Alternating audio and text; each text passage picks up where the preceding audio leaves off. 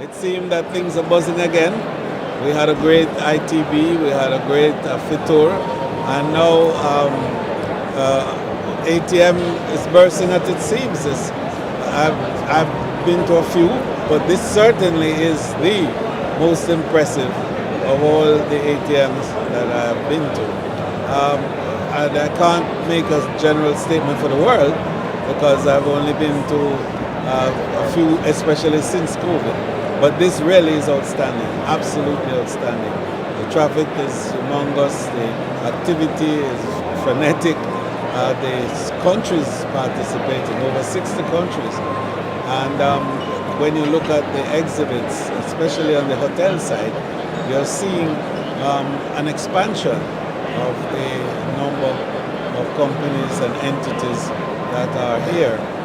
And this is a good sign because we all said that the immediate post-COVID recovery would be, bustling, frenetic, strong, and perhaps too strong for the supply side. And I think that's a big discussion that we now need to have. How do we step up on the supply side to respond to this growing and expanded demand that tourism is offering? It is said that in the next 25 years or so, 1.5 billion more tourists are going to be on planet Earth. What that means is that you have pretty close to 3 billion tourists, as we did 1.4 just before COVID. So what the implications are now for tourism expenditure, if $9 trillion were spent pre-COVID, and now we're talking about 3 billion visitors. Is that going to be 27 billion, or is it going to be 30 or 50 billion? The big questions are then, where are these 1.5 billion people coming from? What are the new markets that are going to emerge, and what are the demographics, and what are the psychographic profiles of those markets? And then, where are they going? The new destinations. Who are these new destinations? Are they going to be going back to the old cities that they had before to create the issues of over-tourism and issues of capacity and carrying capacity and so on? Or are we going to find investments now into new islands being created? There's a discussion on islands tourism and the future of island tourism. Are we going to see new islands being made in the oceans all across the country, the world? Or are we going to see a repositioning of some of the existing destinations? So these are important thought leadership discussions that have to emerge, I think, over the next few days. But then there's a bigger issue around aviation capacity. And we now have situations where we have inadequacy of supplies for new equipment, and that's causing issues and implications for price, implications for new routes to be established, and issues of connectivity. So I think tourism has some challenges that we have to look at. We did warn that the impact of the recovery might be more disruptive than COVID itself. And we're seeing a bit of it. There's also the issue of human capital, disruptions. We don't have enough staff, it seems. We're not training enough. All of this we have to look at. And then we have to look at the impact of AI on tourism, the whole business of experiential tourism, what that is going to mean, what are the new skill sets that are going to now be required to drive tourism, and what are the infrastructure arrangements to enable the certification and building of human capacity to deliver against these new technological demands. So there's a bit of work that we in tourism have to do to enable the wealth of tourism to truly be generated and dispersed among the nations of the world.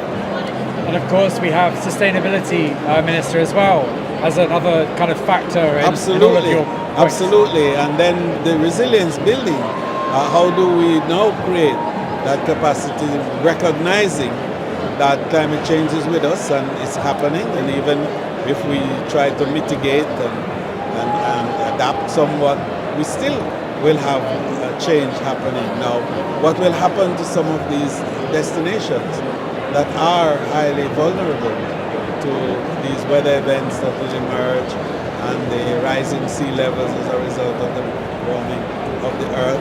And what's going to happen in terms of turbulence in the skies as a result of all of that? What kind of new equipment are going to be built and the technology involved? Then the whole issue now of carbon and emissions. And are we going to find renewables that are going to give cleaner energy to enable a more pristine arrangements in our environment? So these are big issues. And I think that tourism has to grapple with them as the world grapples in the broader way. And finally, I think we have to look at how do we enable, through resilience building, small countries in particular, because these are the new destinations too, and existing destinations that can have innovation.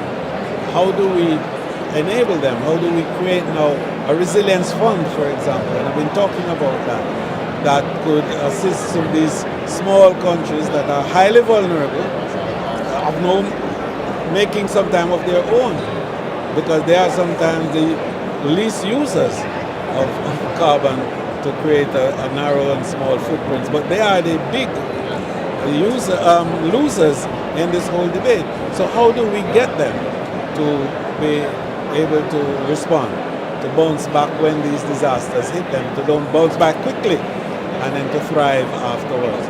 So I think the call now for a resilience fund is not just apropos, but it is impatient of time. It is an effort that I think tourism can respond to.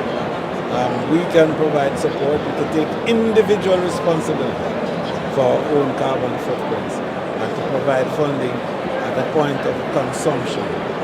Leave a tip behind after every item of consumption, and the destinations will benefit from a fund that will enable mitigation, adaptation, training and building of human capacity, and in the end, a sustainable environment. Jamaica has responded well to this recovery. Indeed, we can say that we have recovered better and stronger.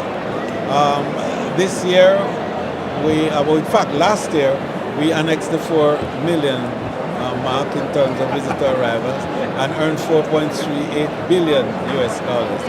Our employment is back, a full 175,000 workers back, and now there's a demand because we need 15,000 new workers, because we're bringing in 1,000 new rooms this year and 20,000 new rooms over the next 5 to 10 years.